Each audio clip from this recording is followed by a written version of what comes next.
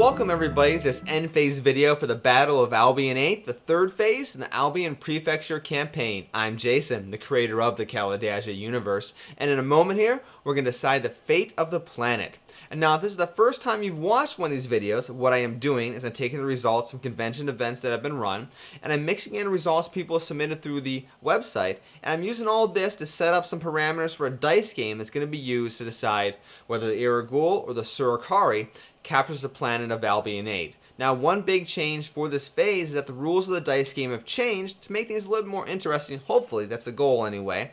But we'll get the details of that in just a moment. First, let's do a quick recap of how this phase played out. First and foremost, it was a major invasion for the Heragul, and what that means, basically the Heragul are throwing a lot of ships at this planet. And this is something that's going to happen a few times throughout the Albion Prefecture campaign. And this means going into this dice game here, the Heragul had a bonus regardless of how all the various events turned out. However, in this particular case, the Heragul did come out with a slight advantage after all the points were tallied up. But that didn't quite fully neutralize the bonus that the Heragul had from their major invasion. So let's see how things played out. And let's figure out what happens to Albion 8 by playing this dice game. Here we are, it's time to decide the fate of Albion 8 using a simple dice game. Now this time around I got a different idea, something hopefully a little more fun, a little more exciting to watch. So we're going to use a different set of rules for deciding the fate of Albion 8 than we did for both Keelan 6 and Cadre 4. Building the dice pools though is more or less the same. Now normally each of the two factions would start with 8 dice in their dice pool. However, as I stated at the very beginning of this particular phase, it was a major invasion by the Heragul, which means they're going to get an initial dice boost of 3 extra dice into their dice pool before we even get to factoring the results. This way the Heragul do have a little bit of advantage going into this battle, because like I said, it's a major invasion. You're going to see this particular thing occur several times throughout the rest of the Albion campaign, but it's important to note that I will state it at the beginning of the particular phase, so it won't be a surprise come the end situation right here. Now, for the remaining dice, there's 16 dice to divide among the two races based on their performance during this particular phase. Heragul scored 6 points, Heragul scored 4 points. So we do some math. That means the Heragul get 9 extra dice. Here's 3, or 4, 5, 6, 7, 8, 9 extra dice. And the Heragul gets 7 extra dice. 2, 4, 6, 7. So the Heragul do have a little bit of advantage going into this battle, despite the fact that they did do a little bit poor performance because of the major invasion. Now here's how the gameplay is going to go down. I'm going to roll 3 dice each, and we're going to kind of do a comparison comparing the highest to lowest, and based on what happens, the dice are going to get eliminated. If they're tied, they're going to be damaged and move into the damage section of the boards here. If you beat the opponent by 1 point, they're going to move those dice that get beat into the critically damaged pile. If you beat it by 2 or more, they're destroyed and out of the game. Now the damage and critical damage pile is going to come in later on in the battle, and we'll see how that works a little bit later. So, even though the Heragul got different colored dice here, I'm going to roll entirely just with the white dice because they're easier to see on camera than the other ones. Heragul Empire, first 3 ships going into battle. We have a 5, 4, and a 3. Heragul, first 3 ships going into the fight. We have 3, 3, and 1. Now that's not a good start for the Heragul. 2, 1, and 2. So 1's going to be destroyed, 1's critically damaged over here, and then 1 more is going to be destroyed. Now let's keep the attack going. Heragul Empire, 6.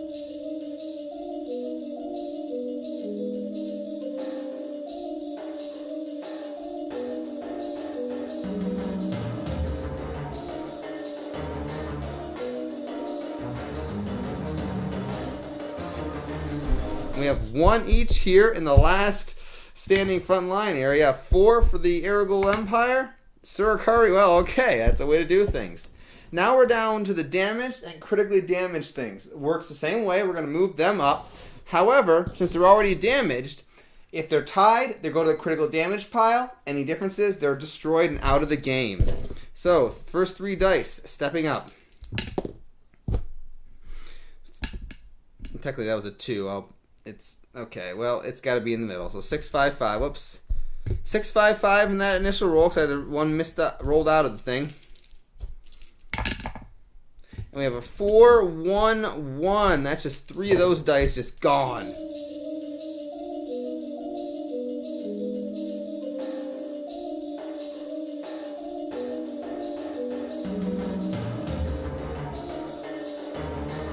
So the Heragul look to be clinging on to some ships here, not by a lot, but they're hanging in there.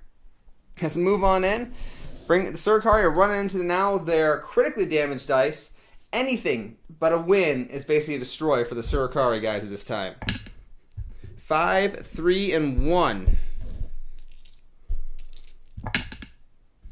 5, 4, and a 2. Alright, so let's figure this out here. 5s, that is going to be, he's going to hang around. Oh no, he's damaged, so he's going to go to the critically damaged pile, but he's gone. These 2 are each beaten by 1. They're already damaged, so they're out of the pile. So we're down to what looks like it's Surikari or Heragul have an advantage, but there's not much left on the table at the moment. I'm going to swap out those 4 dice for the 4 you can see. So right now it looks like we're at 7-4 in favor of the Heragul Empire, but of course, any dice rolls, instant death.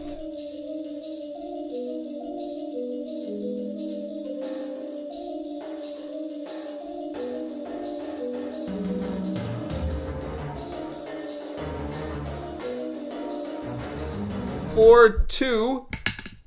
Oh, and it finally goes down. So there we go with 4 dice left. That means they finished with less than half the dice they started with. So it is a minor victory for the Heragul Empire in the battle for Albion 8.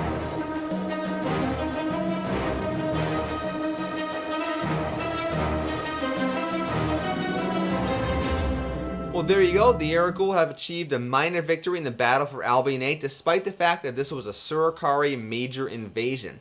Now, what this means from a storyline perspective is the Surikari have not been driven back. They're still there putting pressure on the planet, but they have simply not achieved the full blockade of the planet. So, like with the previous 2 planets, except in the case of Kalen 6, where the Surikari won the minor victory, we're going to have to revisit Albion 8 later in the future to see exactly what happens. But that's it for now. Thank you for watching. Be sure to follow the Albion Campaign for future updates. And of course, if you want to check out Legends of Kalidasia, Heroes of the Heragul, as well as all the new miniatures I'm releasing, you can head over to Kalidasia.com and find all that information there. And that'll be in the show notes of this video. Once again, I'm Jason, the creator of the Kalidasia universe. Thank you for watching, and have a good night.